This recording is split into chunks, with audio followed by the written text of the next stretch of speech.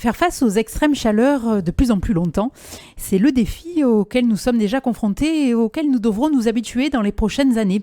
Et pour en parler, nous accueillons l'explorateur Christian Clot, de retour d'une mission en Arabie Saoudite. Bonjour à vous. Bonjour. Au cours de votre mission Deep Climate, vous avez convié des volontaires à expérimenter les effets du réchauffement climatique sur le corps humain. Quelles sont ces différentes expériences auxquelles le groupe a été confronté ? Alors effectivement, depuis maintenant un peu plus de 6 mois, avec mon institut de recherche, on emmène des gens dans des conditions un peu complexes de vie. On les a emmenés dans la forêt tropicale, la forêt équatoriale d'Amazonie. On les a confrontés à des températures très humides, une trentaine de degrés avec 100% d'humidité. On les a emmenés ensuite en Laponie septentrionale, donc à des températures très froides, à moins 35 degrés. Et puis là, on vient de revenir effectivement d'Arabie Saoudite. On a pu travailler dans un désert qui a des températures régulières à 45-48 degrés de température et 10-15% d'humidité. Oui, vous étiez même à 45 degrés à l'ombre. À l'ombre, alors c'est vrai que ça c'est une petite confusion qu'on fait des fois. Nous, quand on donne une température, normalement, elle est toujours à l'ombre, à l'abri du vent et à au moins 1,5-2 mètres du sol. Parce qu'au sol, forcément, il y a la raréfaction de la chaleur qui peut se faire, donc il fait très chaud. Et si on est en plein soleil, forcément, il fait plus chaud. Donc quand on est 45 degrés, c'est à l'ombre, à 2 mètres. Ça veut dire qu'en plein soleil au sol, on imagine. Il peut faire jusqu'à 60-70 degrés. Des conditions difficiles pour tout un chacun. Ils étaient tous volontaires, mais comment les avez-vous sélectionnés, sachant que l'on ne se connaît pas vraiment soi-même? Il y a toujours une part de risque. Ont-ils tous été à la hauteur ? Oui, alors elles sont effectivement sélectionnées, mais néanmoins, l'idée c'est d'avoir un groupe de gens, j'allais dire normaux. Alors, qu'est-ce que veut dire normaux ? Ça veut rien dire du tout. On est tous particuliers, on est tous différents, mais de personnes qui ne sont pas surentraînées, comme des astronautes ou des militaires, ce qui s'est beaucoup fait. Donc là, on a envoyé des annonces pour proposer une sélection. Il y a plus de 1000 personnes, 1500 personnes qui ont répondu. Et puis, on a sélectionné des gens qui étaient en bonne santé physique et mentale. Alors ça, c'était important.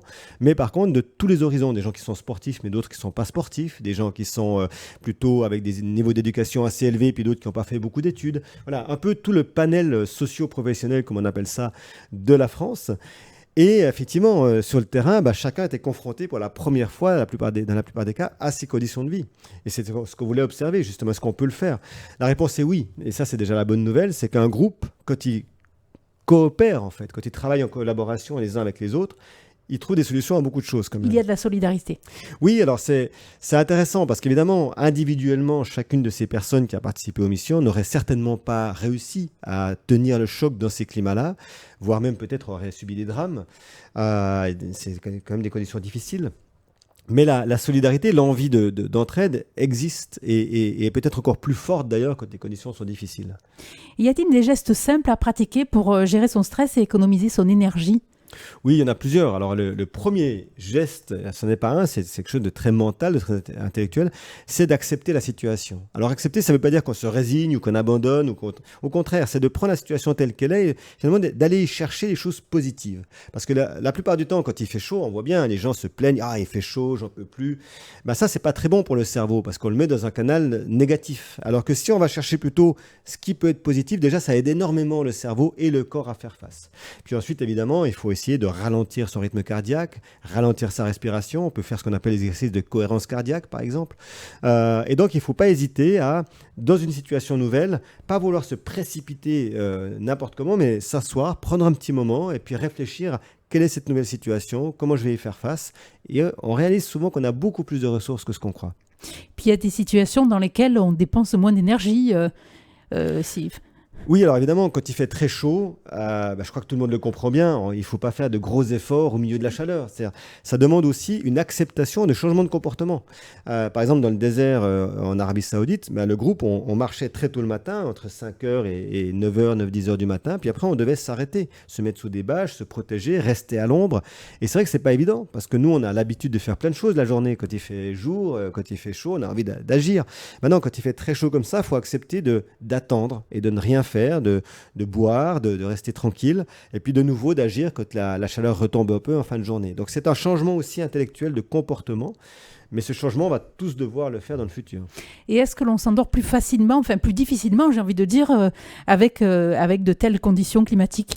Oui, plus les conditions climatiques sont extrêmes, plus le sommeil, le repos est difficile. D'abord parce que le corps, il lutte beaucoup, notamment pour se thermoréguler, hein, comme on dit. Il faut qu'il retrouve ses 36,5 degrés, qui est sa température normale. Or, quand il fait très chaud ou très froid, le corps a tendance à aller vers l'hypothermie ou l'hyperthermie. Donc, il y a un travail de la part du cœur, des vaisseaux, de réduire la température ou de l'augmenter.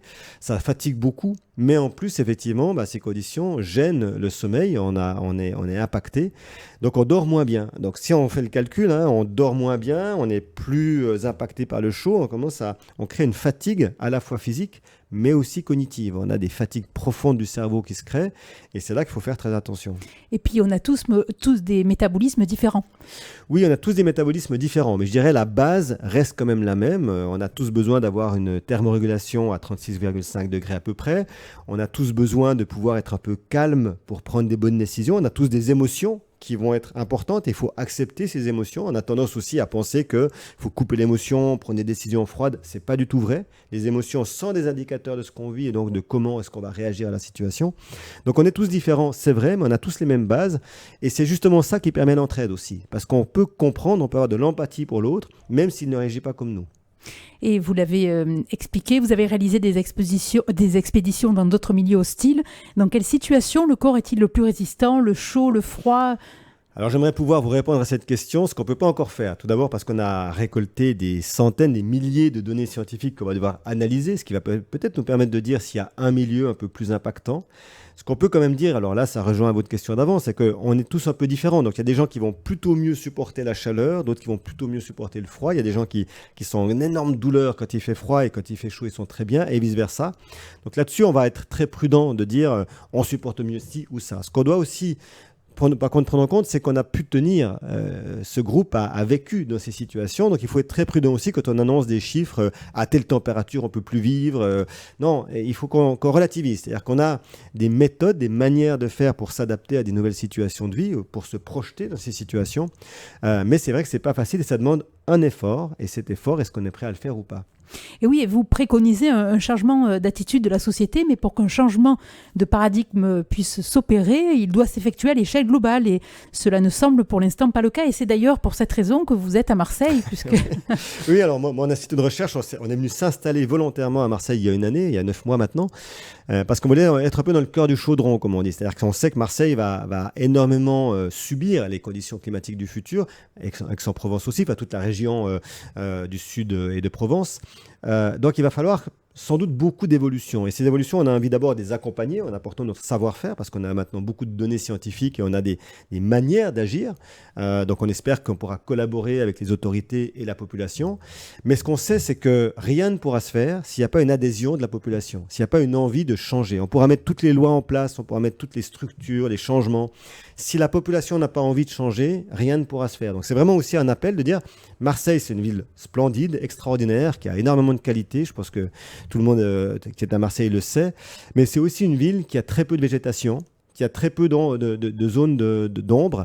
Donc il va falloir travailler collectivement pour créer la capacité à Marseille de vivre quand dans le futur on aura des 50 degrés. Oui, et puis ces extrêmes températures, d'autres pays, d'autres villes les vivent déjà, donc j'ai envie de dire, comme vous le dites, rien n'est impossible. Absolument, il y a déjà des pays qui le vivent, des personnes qui le vivent, c'est quand même très dur, il n'y a pas de miracle, il faut trouver des solutions pour se rafraîchir, néanmoins c'est possible et c'est à nous de créer cette possibilité. Eh bien, merci beaucoup pour cette interview essentielle et captivante. Je mentionne votre site internet deepclimate.eu. Merci beaucoup. Merci. J'avais envie de vous poser la question, mais mise à part. Comment dire? Moi, c'est vrai que ça m'intéresserait, mais dans quelques années, ou effectivement, je serais peut-être plus entraînée. Mais est-ce que donc, comment dire, sinon, si on a envie de candidater, on va sur le site Deep Climate? Alors non, sur le site Adaptation Institute, parce que Deep Climate, c'est vraiment un site qui est dédié à ces missions précises. Adaptation-institute avec un E à la fin, .com. Et là, c'est vraiment le site de l'Institut. Et donc, il y a aussi les Facebook, les Instagram de Adaptation Institute. Et là, on fait des annonces. Quand on a des programmes scientifiques qui se montent, on peut faire des annonces en disant, voilà, on va faire un programme et on va chercher des candidats. Et par exemple, on imagine que la présélection, par exemple, se fait quelques jours je sais pas, en France, pendant quelques jours, c'est un style un peu genre de survival. Non, pas du tout. Non. Non, nous on sélectionne des gens d'abord sur audition, sur vidéo, sur discussion. Après, effectivement, on va regarder un peu comment ils réagissent face à certaines Oui. situations, mais on ne les met pas en situation de survie, c'est pas notre but. Nous, on cherche à créer la vie, pas la survie. Donc, on regarde simplement si les gens sont prêts à vivre des conditions difficiles. D'accord. Voilà. Oui. Donc, mais c'est pas, on n'est pas dans des situations parce que les expéditions qu'on mène vont être difficiles. Quand on va dans un désert, il faut accepter les conditions. Donc, on vérifie que les gens sont prêts à accepter un peu cette difficulté, mais on les met pas dans des situations de risque particulier, quoi. Et au niveau des rationnements, là forcément,